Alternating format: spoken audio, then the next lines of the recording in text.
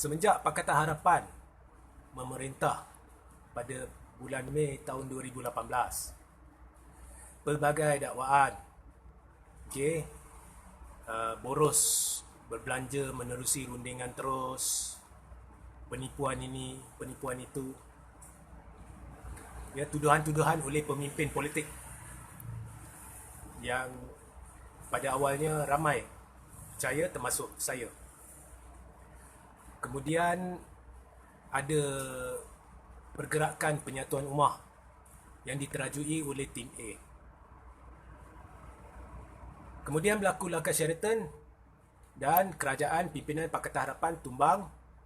PPBM keluar diketuai oleh Muhyiddin untuk bersama dengan PAS dan UMNO atas landasan perlunya ditubuhkan kerajaan Melayu Islam atas juga prinsip penyatuan ummah menyeluruh. Selepas itu berlaku, saya dapati bahawa nombor satu, sebenarnya dah lama tak tahu, cuma saya tengah fokus terhadap mempertahankan Islam daripada gejala-gejala tertentu yang tidak ingin confuse crowd. Okay? Saya bergerak sendiri, tak pernah saya declare bahawa saya ni orang UMNO, bersama UMNO, tidak. Tetapi apa pun, lepas saya kaji dengan mendalam, saya dah rungkai dan bongkar banyak kali, ya. Pergerakan penyatuan ummah ni tidak wujud. Nombor satu, saya dah jelaskan, saya cuma rumuskan di sini, bolehlah rujuk kepada live saya sebelum ni, bahawa sebenarnya Najib dan UMNO Tim A secara amnya yang dipimpin oleh Najib hanya mengadakan kerjasama dengan PAS sebelum PRU 14, sebab Najib pada ketika itu semenjak tahun 2015 menerima tekanan yang hebat dari dalam UMNO dan Barisan Nasional untuk berundur disebabkan skandal 1MDB. Jadi ramai pemimpin Barisan Nasional dah syak bahawa UMNO akan kalah kecundang di pilihan raya umum ke-14 melainkan Najib berundur. Untuk meyakinkan mereka bahawa Najib ni difitnah, jadi tim A ni, khususnya Najib, berjumpa dengan PAS dan berkata kita perlu kerjasama untuk menangkis, mempertahankan ummah dari ancaman DAP. Jadi dia guna DAP dan PAS percaya sebab PAS tu memang, DAP tu memang musuh ketat PAS, walaupun pada satu ketika dulu PAS mengkafirkan UMNO tetapi menyeru semua orang untuk undi DAP. Okey, itu sejarah. Tapi apa pun, itulah yang Najib buat. Jadi apabila PAS bekerjasama dengan tim A, apa yang ramai di dalam PAS tidak tahu adalah itu digunakan sebagai bekalan makanan Najib dan tim A untuk meyakinkan Barisan Nasional, tengok PAS dah bersama kita, dia parti Islamik, maka sahlah kalau PAS boleh percaya dengan Najib difitnah, maka Najib difitnah.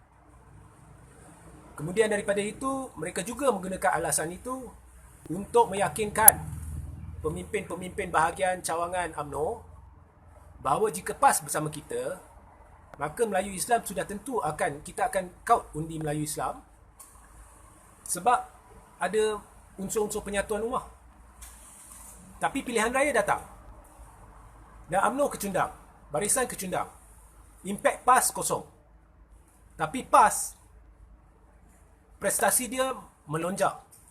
Barisan Nasional mendapat 79 kerusi, PAS pula mendapat 18. Walaupun dijumlahkan sebenarnya PAS dengan UMNO pun dia tak boleh pegang negara. Tapi PAS dengan Barisan Nasional dia tak boleh pegang negara. Tapi apa pun, PAS melonjak sedikit dan Barisan menurun. Di situ selepas PRU 14, ramai pemimpin bahagian cawangan dan sebagainya dalam UMNO dah mula sedar bahawa sebenarnya impak PAS kepada UMNO ni langsung tak ada. PAS dia dengan diri dia sendiri. Dan sebab itu, prestasi dan sokongan terhadap UMNO ni menyusut teruk selepas PRU 14 dan sokongan Melayu Islam di kawasan-kawasan luar bandar terhadap PAS melonjak. Dan tim A menjadi semakin kecil. Hanya disokong oleh 9-10 ahli parlimen. Majoritinya ingin Najib dan Zahid berundur. Maka apabila ditekan sekali lagi, tiba-tiba ada cadangan kita eratkan lagi hubungan dengan PAS. Kali ini pula atas dasar penyatuan ummah. Kemudian ia menjurus kepada konsep muafakat nasional. Kononnya nak satukan ummah, menangkis dan mempertahankan agama, bangsa dan negara terhadap serangan musuh Islam dan sebagainya lah di AP. Okay. Itu pun sebenarnya satu helah. Ianya sebenarnya untuk menangkis tekanan dari dalam UMNO. Sekali lagi, helah yang sama yang digunakan. Dan alasan yang sama digunakan untuk kerjasama dengan PAS, iaitu DAP. Nah, apa yang dibuat, ialah lepas dah kerjasama tu, dan lepas muafakat nasional tu, sebenarnya UMNO tetap dengan urusan dia.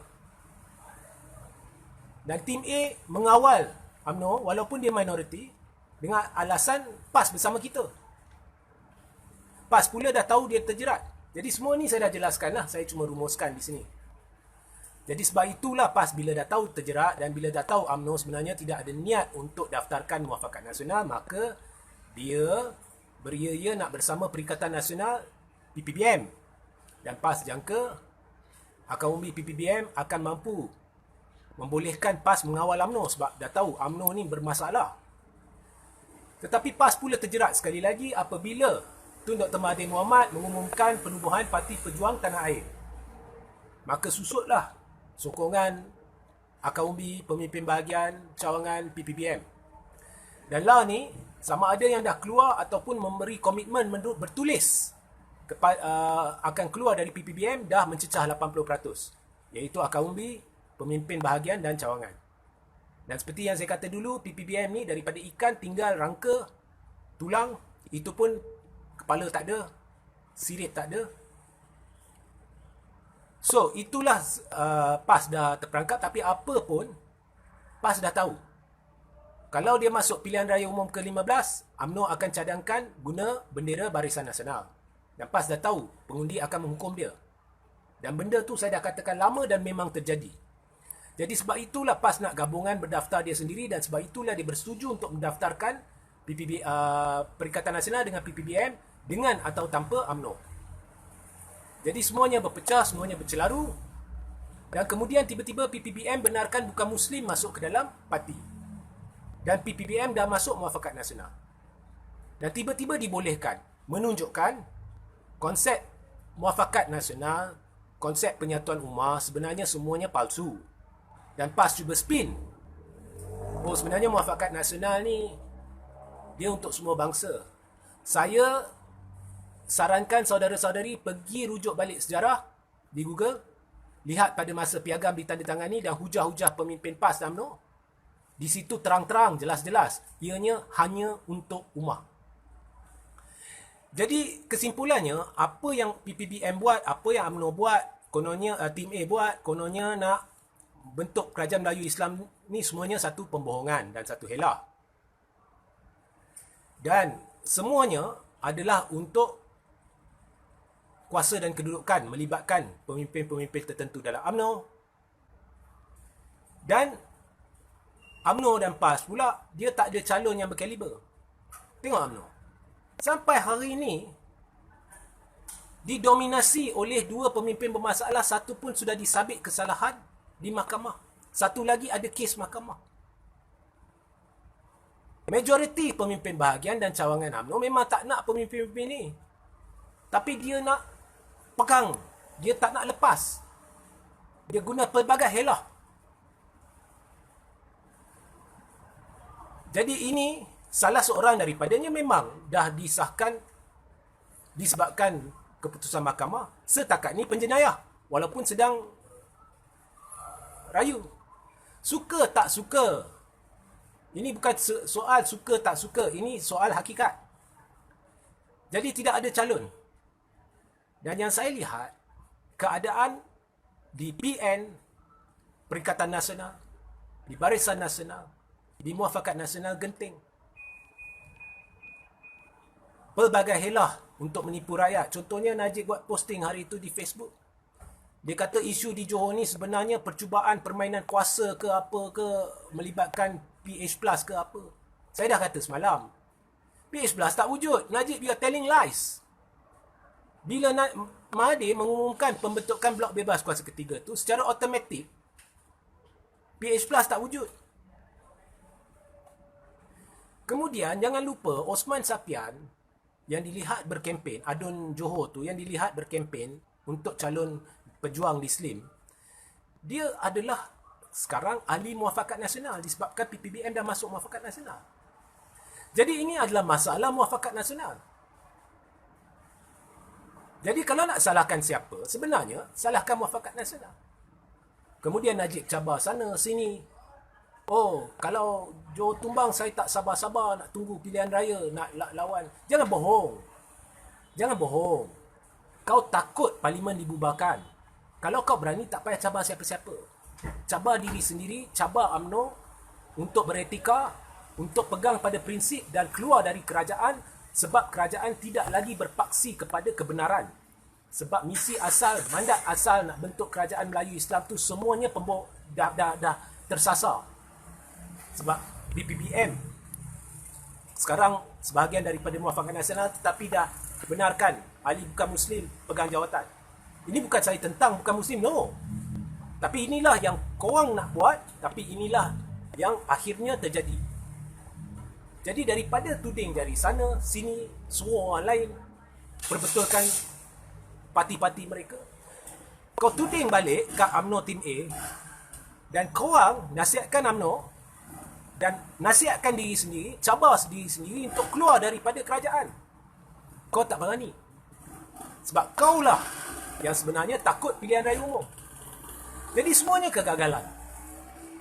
Dan UMNO memang tak ada pun pemimpin berkaliber. Ya. So ini keadaan dia. Sekarang permainan propaganda tahap gaban oleh satu gabungan yang kita tak tahu sebenarnya siapa ahli gabungan ni. UMNO tak nak, tapi masih ada gabungan tu. UMNO kata PPBM tak betul, dah tersasar, tapi masih duduk dalam PPBM. Mencabar, kononnya sebagai satu gabungan ni kata jangan harap kami nak bagi, minta maaf ya, ada gangguan tadi. Jangan harap kami nak bagi kerusi ini ke, kerusi itu ke. Jadi itulah situasi yang berlaku di dalam Perikatan Nasional. Semuanya carca merbak. Ini adalah satu kegagalan. Ini adalah satu komedi. Bukan nak perbaiki keadaan, malah ada unsur-unsur penipuan yang berlaku tentang apa yang kononnya Pakatan Harapan dulu buat, tak buat. Dan keadaan bertambah buruk. Dan semestinya pelabur takut. Dahlah kerajaan majoriti tipis. Dengan semua yang berlaku ni, jangan beritahu siapa-siapa pelabur tak takut. Pelabur takut. Kalau dulu, pemimpin-pemimpin lah ni yang ada dalam kajian kata, pelabur takut dengan Pakatan Harapan yang ada majoriti selesa.